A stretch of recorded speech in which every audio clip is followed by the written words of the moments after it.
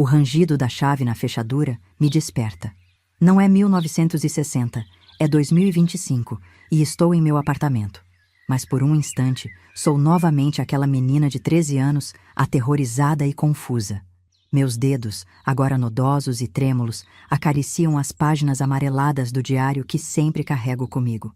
A terceira xícara quebrada nesta semana. Desta vez, a asa do lado esquerdo, igual a que mamãe usava. O café derramado forma uma poça escura na mesa. Seu aroma forte misturando-se com o cheiro de mofo que parece nunca ter deixado minhas narinas, mesmo depois de tantas décadas. Mariana, murmuro para mim mesma. Hoje é o dia. Aos 78 anos, decidi que é hora de contar minha história. O mundo precisa saber o que acontece quando pais desesperados fazem escolhas impensáveis, quando milionários gentis escondem monstros por trás de sorrisos educados, e quando uma criança é forçada a crescer nas sombras de uma mansão que é ao mesmo tempo prisão e lar. Pego minha velha boneca, a única lembrança tangível daquela vida distante, e a coloco na bolsa. É hora de enfrentar o mundo lá fora e meus próprios demônios. O elevador range ao descer. Cada andar, uma contagem regressiva para o momento em que terei que enfrentar a rua. Meu coração acelera. As mãos suadas agarram a alça da bolsa onde minha boneca de infância repousa. A agorafobia, minha companheira indesejada há tantos anos, ameaça me paralisar. Você consegue, Mariana, murmuro para mim mesma, ecoando as palavras que repeti incontáveis vezes dentro daquela mansão. O elevador para, as portas se abrem e o mundo exterior me recebe com sua vastidão assustadora. Cada passo é uma batalha. O burburinho da cidade, os carros passando, as pessoas apressadas, tudo isso era um sonho distante durante os anos de confinamento. Agora é uma realidade esmagadora. Fecho os olhos por um momento, sentindo o peso do diário em minha bolsa. É por isso que estou aqui. É por isso que devo continuar. A editora fica a apenas 3 quarteirões de distância, mas a caminhada parece interminável. Quando finalmente chego, minhas pernas tremem e minha respiração está ofegante. A recepcionista me olha com uma mistura de curiosidade e preocupação. Posso ajudá-la, senhora? Sim, respondo, minha voz mais firme do que me sinto. Tenho uma reunião com a editora-chefe. Meu nome é Mariana Alves. Enquanto espero, observo o ambiente moderno e luminoso da editora, tão diferente dos corredores sombrios e opressivos da mansão Vasconcelos. O cheiro de livros novos me envolve, mas por um momento é sobreposto pela lembrança do mofo dos porões onde costumava me esconder. Senhora Alves, a voz da editora me traz de volta ao presente. Você mencionou que sua história é complexa. Poderia nos dar uma ideia mais clara do que aconteceu após aquela primeira semana na mansão? Assinto lentamente, meus dedos acariciando a capa gasta do diário. Os primeiros meses foram um borrão de confusão e medo. Começo, minha voz baixa, mas firme. O Sr. Vasconcelos era meticuloso em sua rotina e logo percebi que minha nova vida seria rigidamente estruturada. Abro o diário, as páginas amareladas, um testamento silencioso dos anos passados. Permita-me ler algumas entradas que ilustram como foi esse período inicial. 15 de agosto, 1960. O Sr. Vasconcelos insiste que eu tenha aulas todos os dias. Matemática, literatura, história. Como se eu estivesse em uma escola particular só para mim. A senhora Oliveira, a governanta, é quem ministra a maioria das aulas. Seus olhos são gentis, mas ela nunca responde quando pergunto sobre o mundo lá fora ou sobre quando poderei ir para casa. Hoje, durante a aula de francês, comecei a chorar de repente.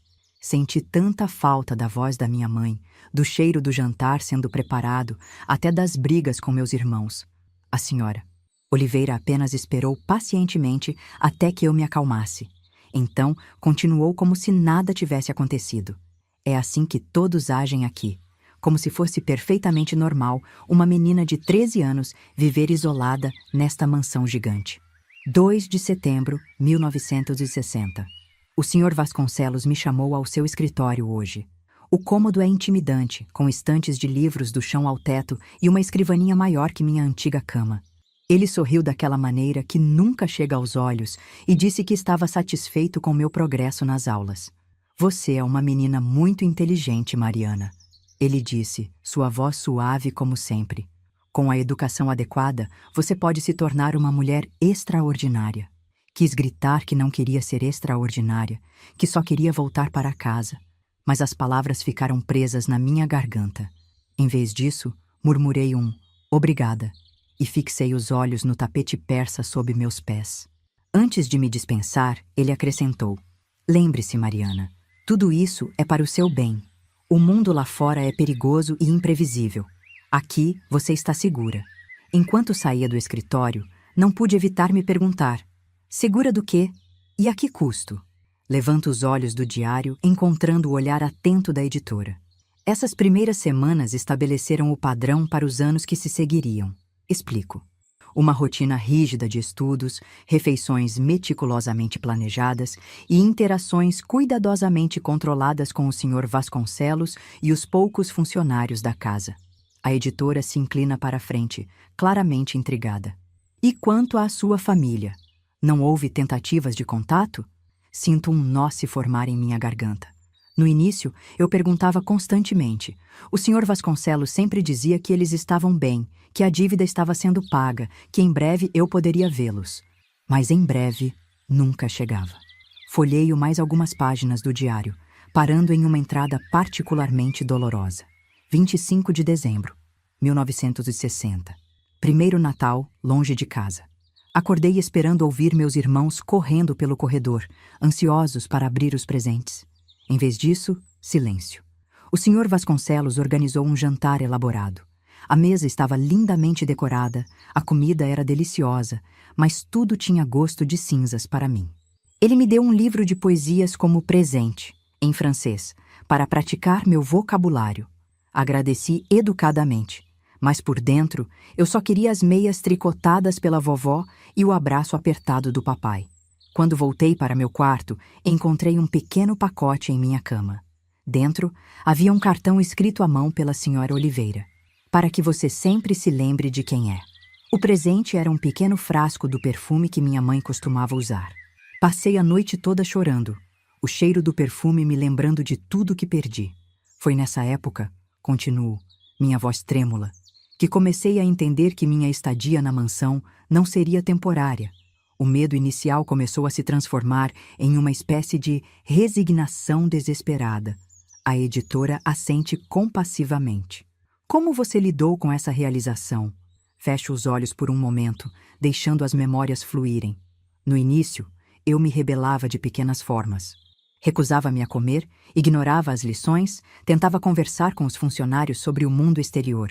Mas o Sr. Vasconcelos tinha uma maneira de neutralizar qualquer ato de rebeldia. Abro o diário novamente, procurando uma entrada específica. 10 de janeiro, 1961. Ontem, me recusei a sair do quarto para as aulas.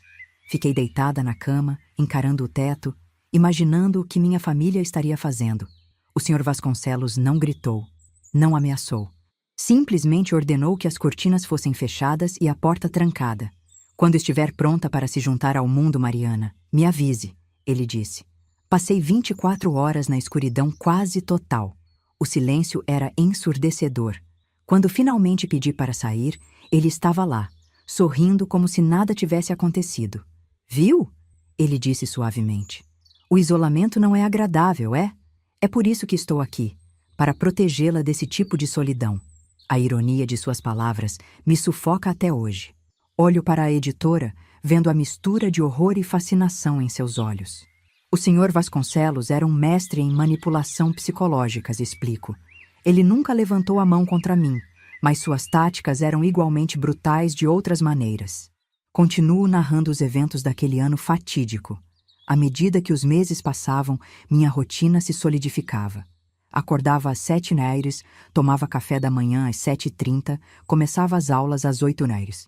Literatura, matemática, história, ciências, tudo ministrado pela Sra. Oliveira ou por tutores que apareciam ocasionalmente, sempre sob a supervisão atenta do Sr. Vasconcelos. As tardes eram dedicadas a atividades culturais. O Sr. Vasconcelos insistia que eu aprendesse piano, pintura e até mesmo bordado. Uma dama deve ser versátil, ele dizia, como se estivesse me preparando para um futuro em alta sociedade e não me mantendo prisioneira. As noites eram as piores. Após o jantar, geralmente compartilhado em silêncio com o Sr. Vasconcelos, eu era enviada para meu quarto. A chave girando na fechadura se tornou o som que marcava o fim de cada dia. Um lembrete constante da minha falta de liberdade. Foi durante essas longas noites solitárias que o diário se tornou meu refúgio. Escrevia sobre meus dias, minhas memórias de casa, meus medos e esperanças. Era minha única conexão com meu verdadeiro eu. 15 de março, 1961. Hoje foi o dia. Passei semanas planejando, observando os padrões dos empregados, memorizando os sons da casa. Consegui uma cópia da chave. Não sei se a senhora Oliveira a deixou cair de propósito ou se realmente fui tão esperta. Esperei até a madrugada. Meu coração batia tão forte que tinha certeza que acordaria toda a casa. Abri a porta do meu quarto, desci as escadas evitando cada degrau que rangia. Quando finalmente alcancei a porta da frente, minhas mãos tremiam tanto que mal conseguia girar a chave. E então, liberdade. O ar fresco da noite, o céu estrelado, tudo parecia irreal. Dei alguns passos para fora dos portões e congelei. O mundo era grande demais, barulhento demais. Onde eu iria? Como chegaria em casa? E se minha família não me quisesse de volta? Foi então que senti uma mão em meu ombro. O Sr. Vasconcelos estava lá, vestido em seu robe de seda, me olhando não com raiva, mas com uma mistura de decepção e pena. Vamos voltar para dentro, Mariana, ele disse suavemente. Está frio aqui fora, e eu o segui. Não por medo de punição, mas porque naquele momento a mansão parecia mais segura do que o vasto desconhecido além dos portões. Paro de ler, sentindo o peso daquela noite mesmo após tantos anos. A editora me observa, sua expressão uma mistura de compaixão e fascínio mórbido. Depois daquela noite, continuo, algo mudou em mim. A realidade da minha situação finalmente se consolidou. Não era mais uma visitante temporária, uma hóspede indesejada. Eu era propriedade. A editora se inclina para a frente. Como você lidou com essa realização? Respiro fundo, preparando-me para mergulhar nas memórias mais sombrias. Foi o início de uma transformação. Para sobreviver, comecei a me adaptar, a me moldar ao que o Sr. Vasconcelos queria que eu fosse. Era uma forma de sobrevivência, mas também uma perda gradual de mim mesma. As semanas que se seguiram à minha tentativa fracassada de fuga foram um turbilhão de emoções contraditórias. Raiva, medo, vergonha e uma crescente sensação de desespero se misturavam em um coquetel tóxico que ameaçava me consumir.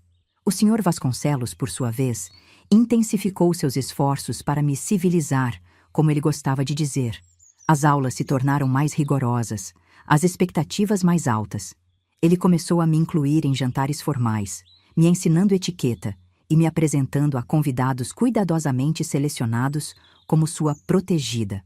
20 de abril, 1961. Hoje, durante o jantar, o Sr.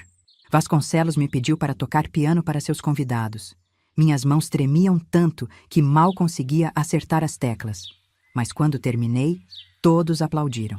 O Sr. Vasconcelos sorriu, aquele sorriso que nunca chega aos olhos, e disse: "Vejam como ela é talentosa. Imaginem se ainda estivesse naquele bairro pobre, desperdiçando seu potencial. Quis gritar que preferia estar em casa, mesmo que desperdiçando meu potencial. Mas, em vez disso, sorri educadamente e agradeci os elogios. É assustador como está ficando mais fácil interpretar esse papel. À noite, sozinha no meu quarto, chorei até adormecer. A editora me observa com atenção, seus olhos refletindo uma mistura de compaixão e curiosidade profissional. Essa dualidade entre sua vida pública na mansão e seus sentimentos privados deve ter sido imensamente estressante, ela comenta.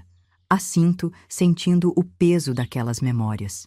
Era como viver duas vidas paralelas, explico.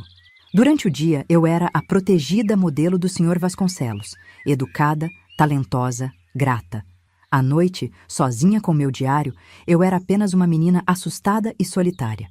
Continuo a narração, mergulhando mais fundo nas complexidades emocionais daquele período. 15 de maio, 1961. Hoje, o Sr. Vasconcelos me deu um presente. Um vestido de seda azul turquesa. Para o concerto de domingo, ele disse. Quando o vesti, por um momento, quase me senti bonita. Então me lembrei de mamãe, de como ela costumava trançar meu cabelo antes da escola. A culpa me consumiu. Como posso gostar de algo dado por meu captor? À medida que os meses passavam, essa confusão emocional só crescia. Havia momentos, breves, mas inegáveis, em que eu me pegava quase feliz. Um elogio sincero da senhora Oliveira sobre meu progresso no francês. A satisfação de dominar uma peça difícil no piano. O prazer culpado de mergulhar em um dos romances da vasta biblioteca do senhor Vasconcelos. Esses momentos eram imediatamente seguidos por ondas de culpa e autoaversão. Como eu poderia encontrar qualquer alegria nesta prisão dourada? 30 de junho, 1961. Faz um ano hoje. Um ano desde que papai me entregou ao senhor Vasconcelos. Um ano desde que vi minha família pela última vez.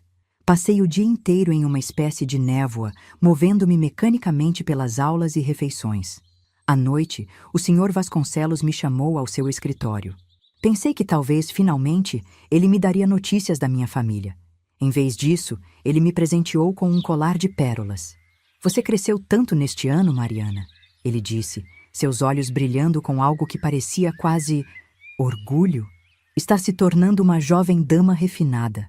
Agradeci educadamente, as palavras saindo automaticamente. Mas por dentro, algo se quebrou.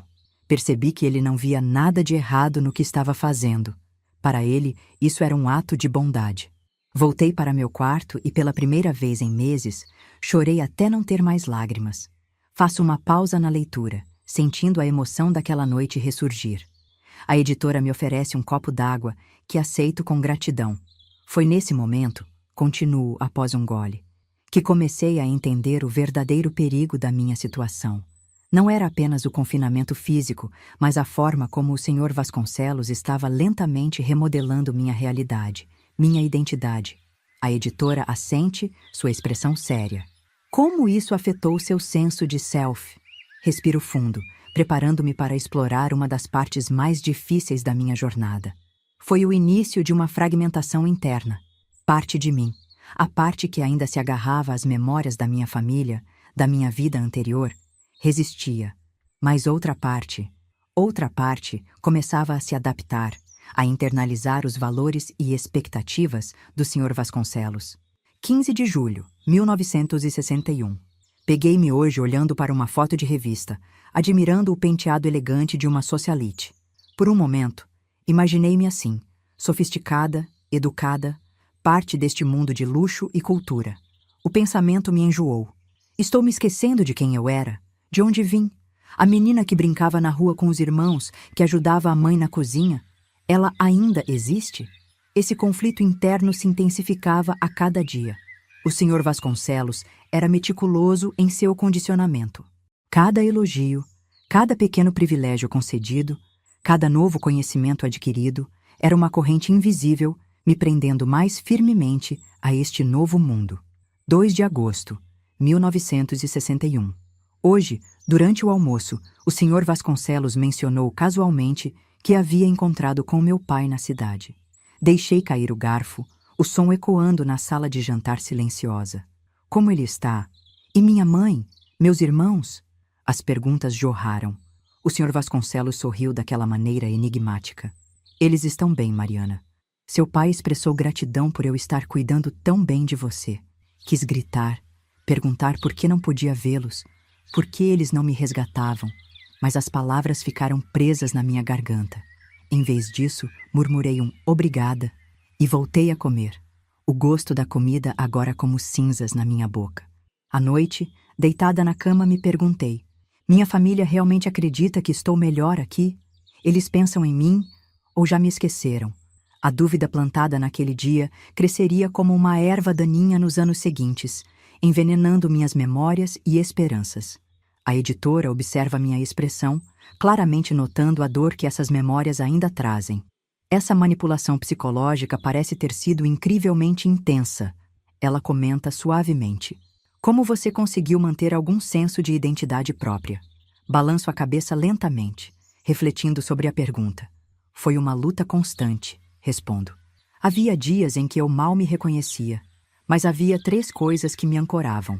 Minha boneca de infância, este diário e as memórias da minha família. Por mais que o Sr. Vasconcelos tentasse distorcê-las.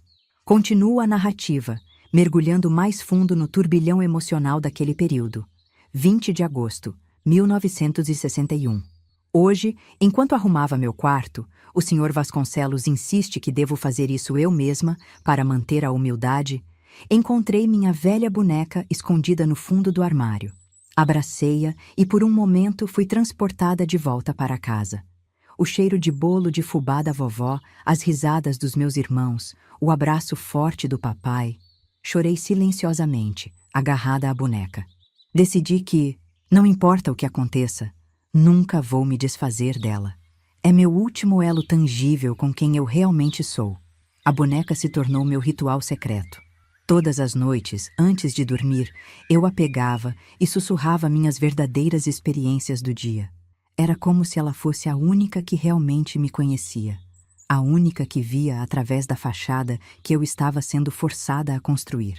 5 de setembro, 1961. O Sr. Vasconcelos me presenteou com um novo diário hoje.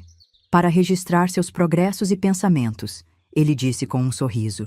Mal sabe ele que já tenho um diário, este aqui, escondido sob o colchão. Decidi usar o novo diário para a versão oficial da minha vida aqui. Anotarei meus progressos nas aulas, minhas reflexões sobre os livros que leio, meus pensamentos aceitáveis. Este diário continuará sendo meu verdadeiro confidente, onde posso ser honesta sobre meus medos, minha raiva, minha confusão. É estranho viver essa dualidade, mas de alguma forma, manter esses 2 diários me ajuda a não perder completamente o senso de quem eu sou. O ritual de escrever nos 2 diários se tornou uma âncora para mim. Era como se, ao registrar minhas experiências em 2 lugares diferentes, eu pudesse manter separadas as 2 versões de mim mesma que estavam começando a coexistir. A Mariana oficial, a protegida bem-educada do Senhor Vasconcelos e a verdadeira Mariana, a menina assustada e revoltada que ainda sonhava com liberdade. 15 de outubro, 1961. Hoje, durante minha aula de piano, algo estranho aconteceu. Estava tocando uma sonata de Beethoven quando, de repente, fui inundada por uma sensação de paz? Não, paz não é a palavra certa. Talvez propósito? Por alguns minutos, esqueci onde estava, quem eu era. Existia apenas a música. Quando terminei, vi o Sr. Vasconcelos parado na porta, observando. Ele aplaudiu suavemente. Viu, Mariana?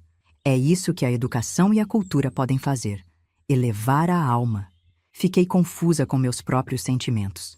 Como posso encontrar beleza, encontrar significado em algo que me foi imposto por meu captor? Essa confusão emocional se tornaria cada vez mais comum nos meses e anos seguintes. Objetos e atividades que inicialmente representavam minha prisão começaram a adquirir novos significados, mais complexos.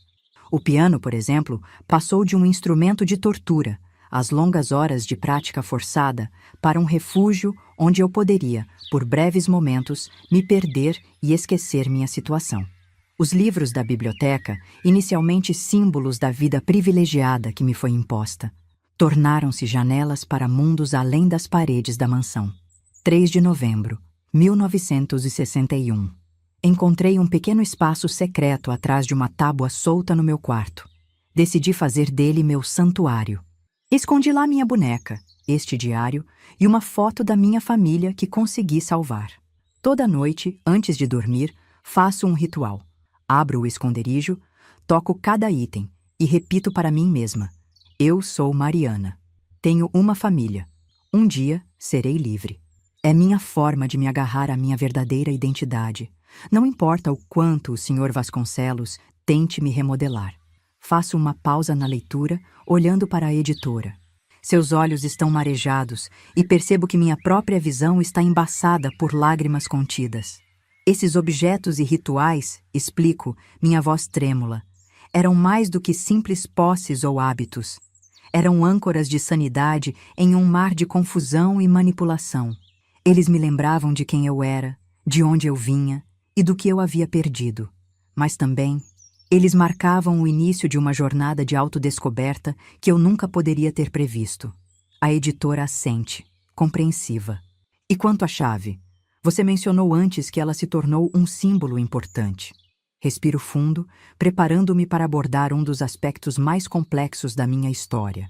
A chave, a chave.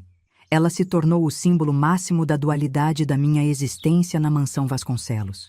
Pego a chave que pende do meu pescoço, girando-a entre os dedos enquanto mergulho novamente nas memórias. A chave começou como o símbolo mais óbvio da minha prisão. Era o som dela girando na fechadura que marcava o fim de cada dia, me lembrando que eu era, essencialmente, uma prisioneira. 12 de dezembro, 1961. O som da chave na fechadura é como um tiro todas as noites. Clique. O dia acabou. Clique. Você está presa. Clique. Você não tem escolha. Às vezes, pressiono meu ouvido contra a porta, ouvindo os passos do Sr. Vasconcelos se afastando. Me pergunto se ele sente algo, qualquer coisa, ao me trancar assim. Culpa? Satisfação? Ou será que para ele é tão rotineiro quanto escovar os dentes? Mas conforme o tempo passava, continuo, olhando para a editora, a chave começou a adquirir novos significados. 15 de janeiro, 1962. Algo mudou hoje. O Sr. Vasconcelos me chamou ao seu escritório após o jantar. Pensei que seria mais uma de nossas conversas educativas. Mas em vez disso, ele me entregou uma chave. Minha chave. Você provou ser confiável, Mariana, ele disse, seu sorriso enigmático de sempre nos lábios. Acredito que está na hora de você ter mais autonomia. Fiquei paralisada, a chave pesando em minha mão como se fosse feita de chumbo. Era a mesma chave que me aprisionava todas as noites, mas agora, o que ela significava? Você pode trancar sua porta por dentro agora, se quiser, ele continuou. Sua privacidade será respeitada. Murmurei um agradecimento automático e voltei para meu quarto. Minha mente um turbilhão. Deveria me sentir grata? Aliviada? Tudo o que sentia era confusão. Naquela noite, pela primeira vez em quase 2 anos, eu mesma tranquei minha porta. O som do clique era o mesmo, mas o significado era tão diferente. A editora me observa atentamente, captando a complexidade da situação. Esse gesto do Sr. Vasconcelos parece ter sido um ponto de virada. Assinto lentamente. Foi o início de uma nova fase na minha estadia na mansão. Uma fase onde as linhas entre captor e protetor, prisão e lar, começaram a se borrar de maneiras que eu nunca poderia ter previsto. 28 de fevereiro, 1962. A chave se tornou uma espécie de talismã para mim. Durmo com ela debaixo do travesseiro. Às vezes, acordo no meio da noite e a seguro com força, como se ela pudesse me ancorar à realidade. Mas qual realidade? A da menina que foi arrancada de sua família?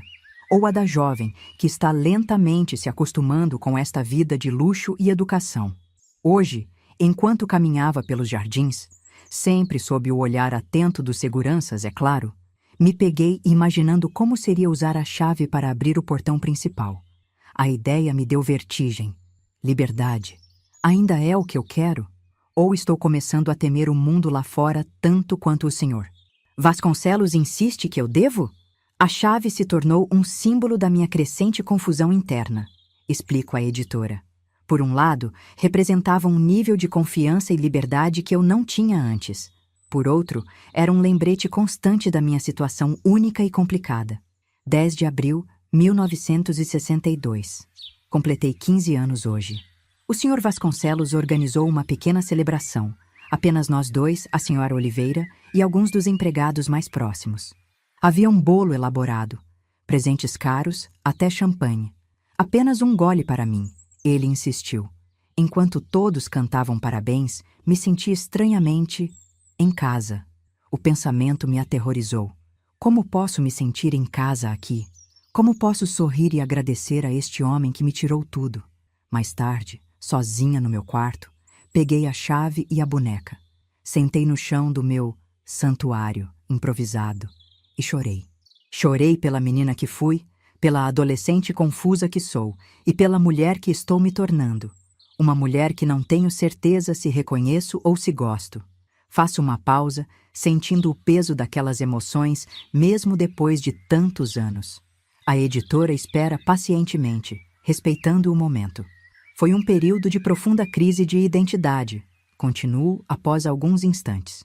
Eu estava crescendo, mudando, como qualquer adolescente. Mas estava fazendo isso em um ambiente tão controlado, tão isolado do mundo real, que não tinha ideia de quem eu realmente era ou quem eu deveria ser. A editora assente, compreensiva. Como você lidou com essa crise de identidade? Respiro fundo, preparando-me para mergulhar na parte mais complexa e controversa da minha história.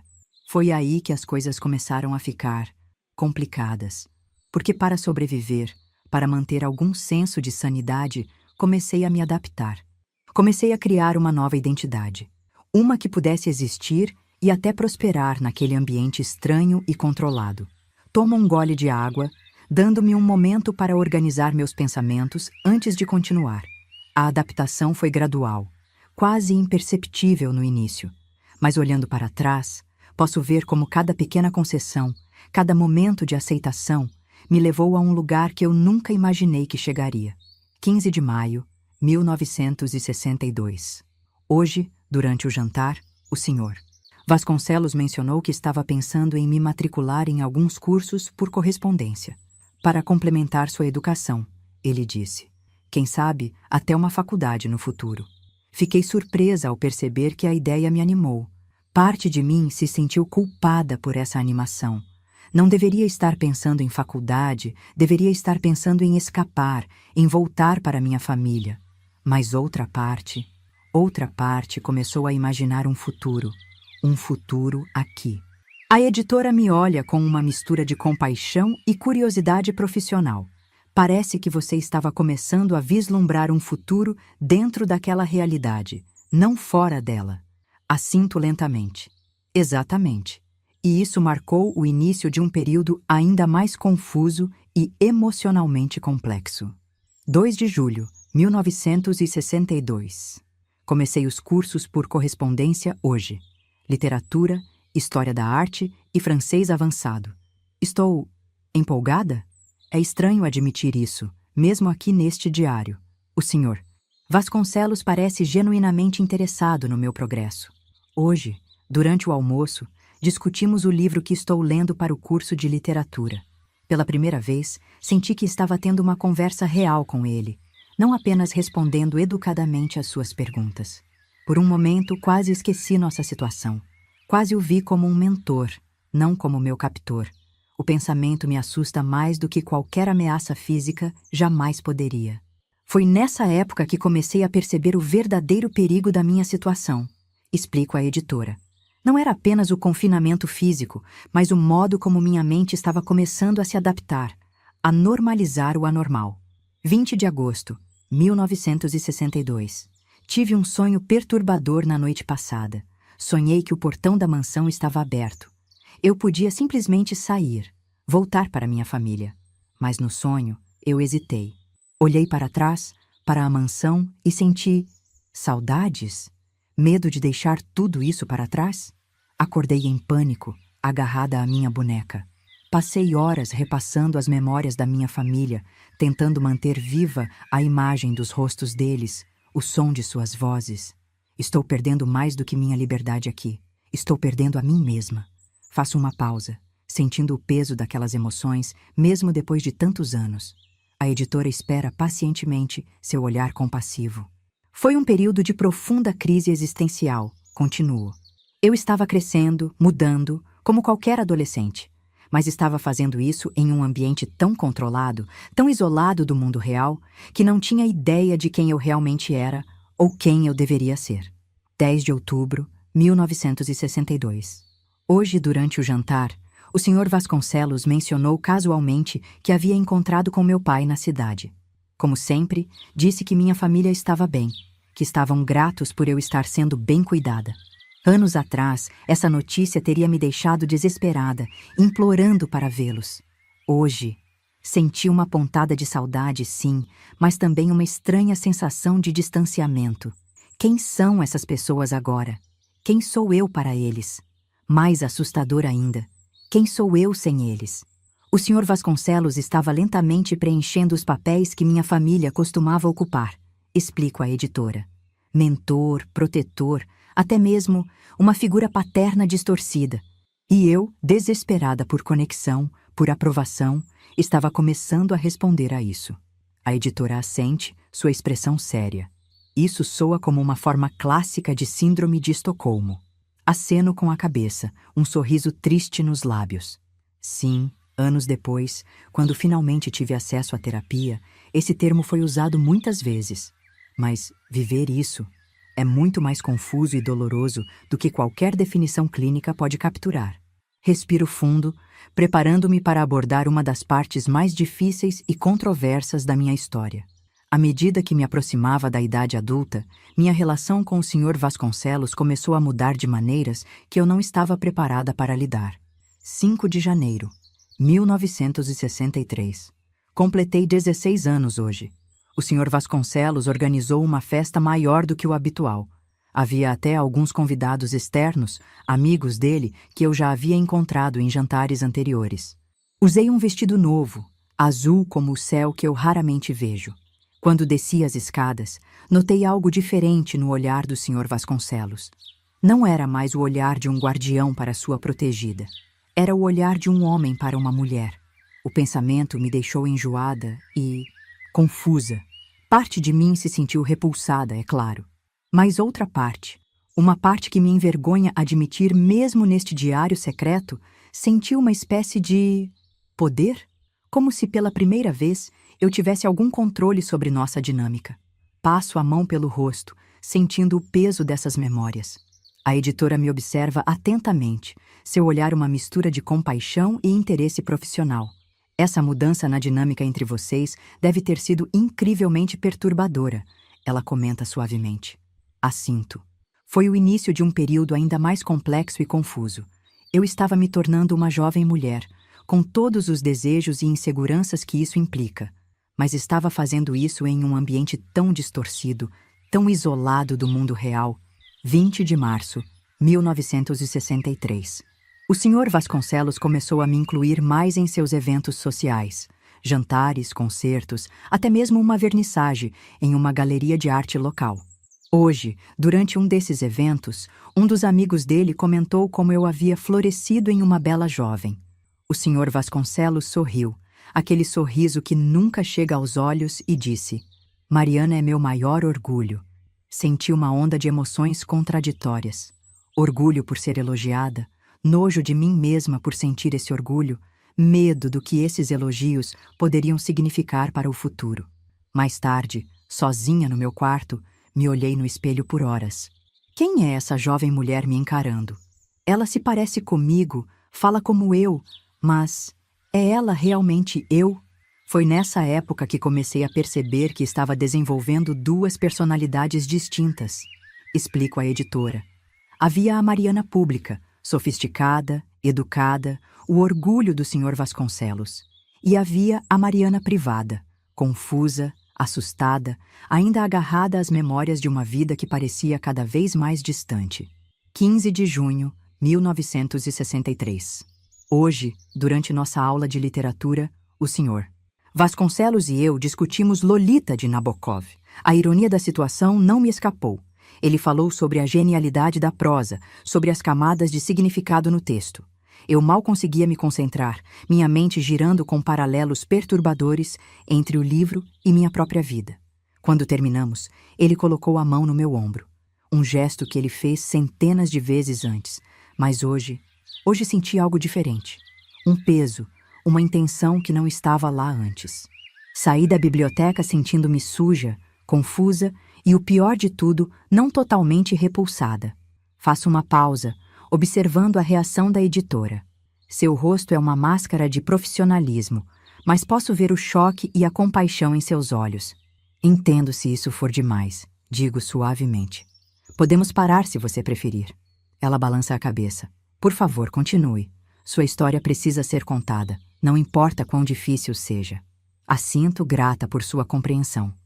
Os meses que se seguiram foram um turbilhão de emoções contraditórias.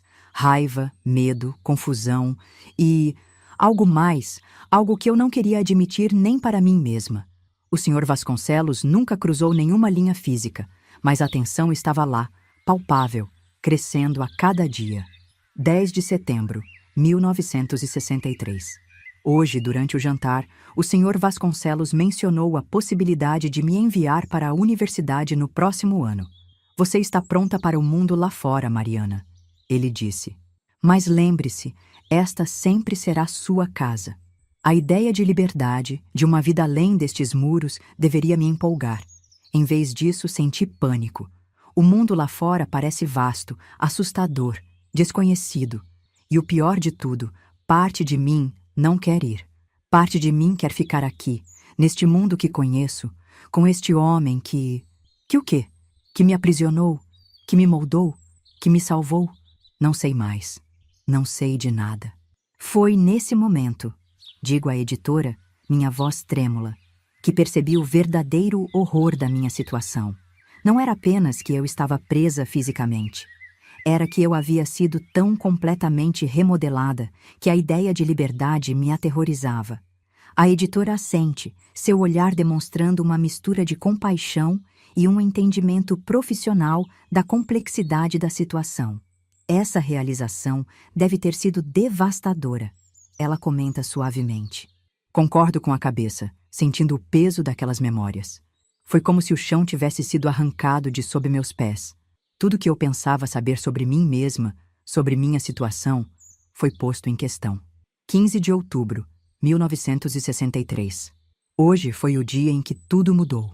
O dia em que meu mundo, já tão frágil e confuso, finalmente implodiu.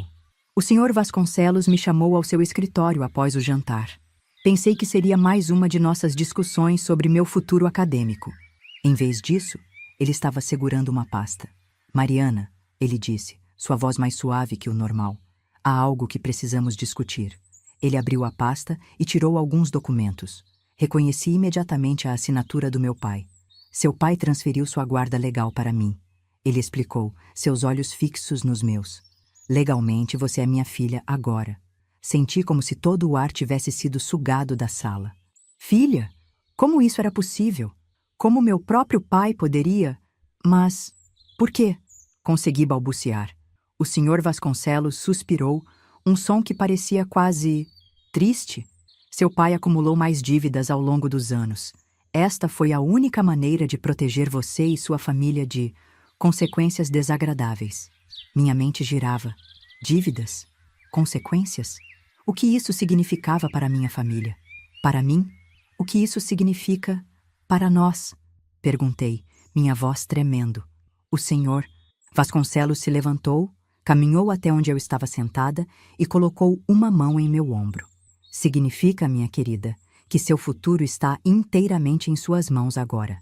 Você pode ir para a universidade, viajar o mundo, fazer o que quiser, ou... Ele fez uma pausa, seus olhos encontrando os meus. Havia algo lá que nunca tinha visto antes. Vulnerabilidade? Esperança? Ou você pode ficar aqui comigo. Não como minha protegida, mas como minha parceira, em todos os sentidos. O mundo pareceu parar. Eu podia ouvir meu coração batendo em meus ouvidos, sentir o sangue correndo em minhas veias. Parceira? Em todos os sentidos? O que ele estava sugerindo?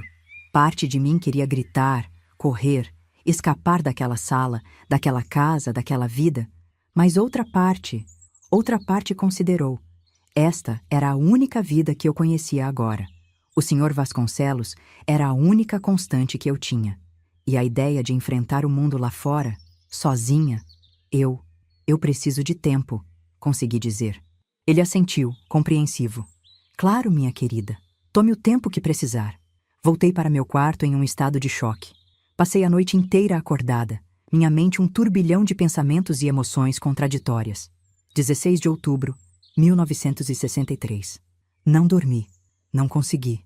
Passei a noite inteira revirando as opções na minha cabeça. Ir embora. Começar uma nova vida. Ser livre. Mas livre para quê? Para quem? Quem sou eu fora destas paredes?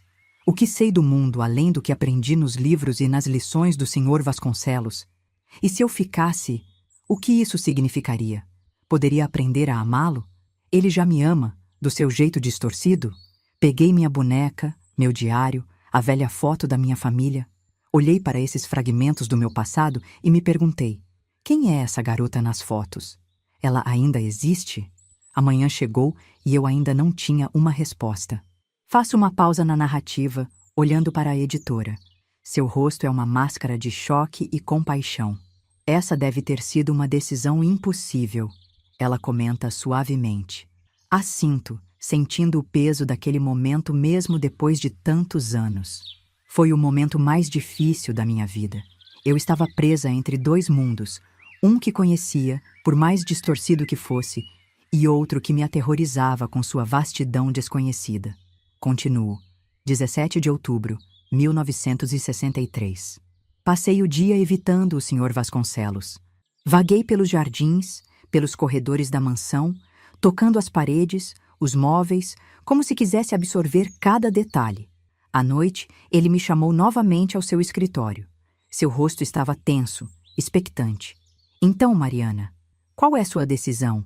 Olhei para ele, este homem que havia sido meu captor, meu professor, meu tudo, e percebi que não podia mais distinguir entre gratidão e ressentimento, entre amor e ódio.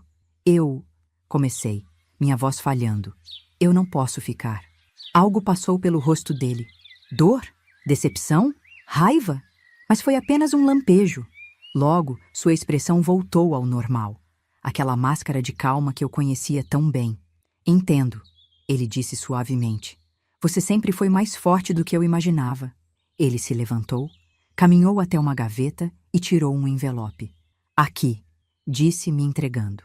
Seus documentos, passagens, dinheiro suficiente para começar uma nova vida. Espero que você encontre a felicidade, Mariana. Peguei o envelope com mãos trêmulas. Era isso? Depois de todos esses anos, ele simplesmente me deixaria ir? Por quê? Perguntei, minha voz mal acima de um sussurro. Por que agora? Ele sorriu, um sorriso triste que, pela primeira vez, chegou aos seus olhos. Por que, minha querida? Você não pode amar verdadeiramente alguém que não é livre para ir embora. Saí do escritório em estado de choque. Voltei ao meu quarto. Fiz uma mala pequena. Minha boneca, meu diário, algumas roupas. Quando cheguei à porta da frente, o Sr. Vasconcelos estava lá. Adeus, Mariana, ele disse. E assim, depois de quase 4 anos, eu saí pela porta da mansão. Livre. Mas enquanto o táxi me levava embora, olhando para trás, para a mansão que havia sido minha prisão e meu lar, percebi uma verdade terrível. Uma parte de mim sempre ficaria ali. Termino a narrativa, sentindo-me emocionalmente exausta. A editora me observa, seus olhos brilhando com lágrimas contidas. Mariana, ela diz suavemente, sua história é extraordinária. A complexidade, as nuances emocionais, é de tirar o fôlego.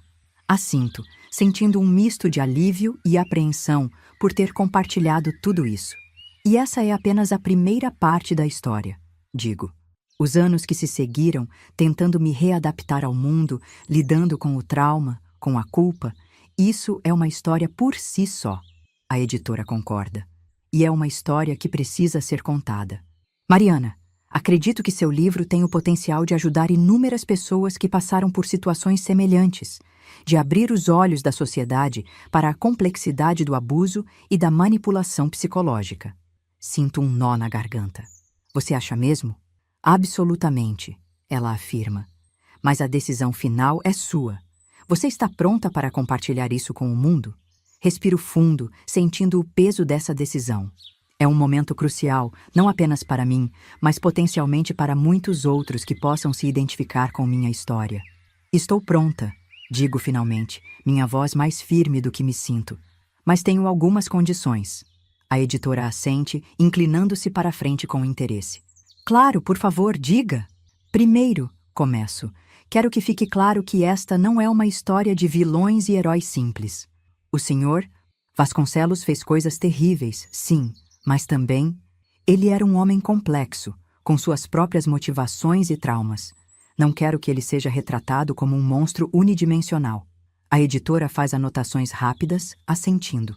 Compreendo completamente. A nuance é crucial nesse tipo de narrativa. Segundo, continuo, quero que parte dos lucros seja doada para organizações que ajudam vítimas de abuso e tráfico humano.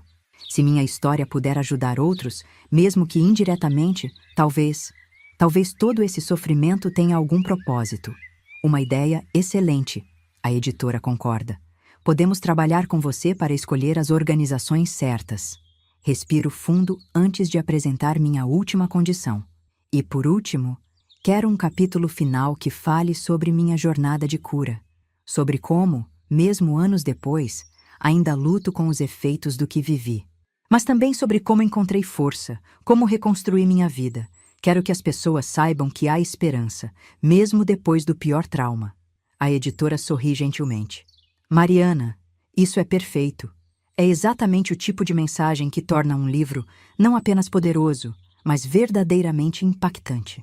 Sinto uma onda de alívio e, surpreendentemente, de empolgação.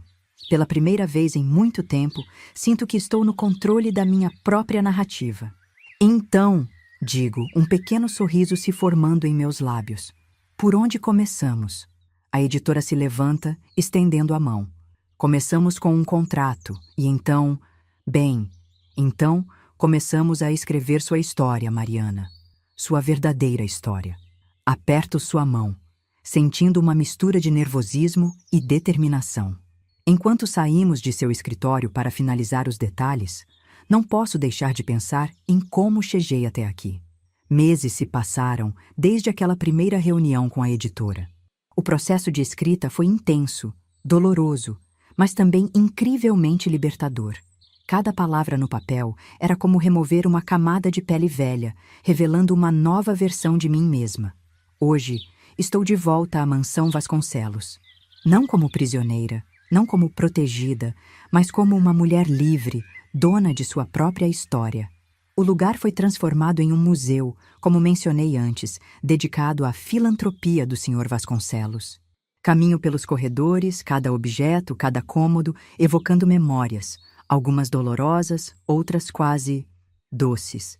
É estranho como o tempo pode suavizar até mesmo as arestas mais afiadas do trauma. Chego ao meu antigo quarto. Uma placa na porta diz quarto de hóspedes. Quase rio da ironia. Dentro, tudo está meticulosamente arranjado para parecer como era naquela época. Mas falta algo. Falta a vida, a confusão de emoções que saturava cada centímetro deste espaço. Tiro da bolsa minha velha boneca. Olho para ela por um longo momento, sentindo o peso de todas as histórias que ela carrega. Então, gentilmente, a coloco na cama. Não deixo nenhuma explicação, nenhuma nota. Que os visitantes e curadores façam suas próprias interpretações. Talvez alguém note a discrepância, a estranheza de uma boneca gasta em meio a um quarto tão perfeitamente arranjado. Talvez isso os faça questionar a narrativa oficial. Enquanto saio, ouço um grupo de adolescentes discutindo sobre o Sr. Vasconcelos. Suas vozes são animadas, cheias de especulações e teorias. Sorrio discretamente. A conversa está acontecendo. As perguntas estão sendo feitas. Do lado de fora, respiro fundo o ar da tarde.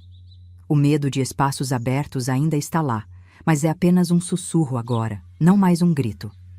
Toco a chave que ainda carrego no pescoço. Não mais um símbolo de prisão, mas um lembrete da força que descobri em mim mesma.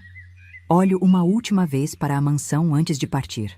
Uma parte de mim sempre estará aqui, é verdade. Mas agora entendo que isso não me define. Sou mais do que meu passado, mais do que o que foi feito comigo. Sou Mariana, sobrevivente, contadora de histórias. E minha história ainda está sendo escrita.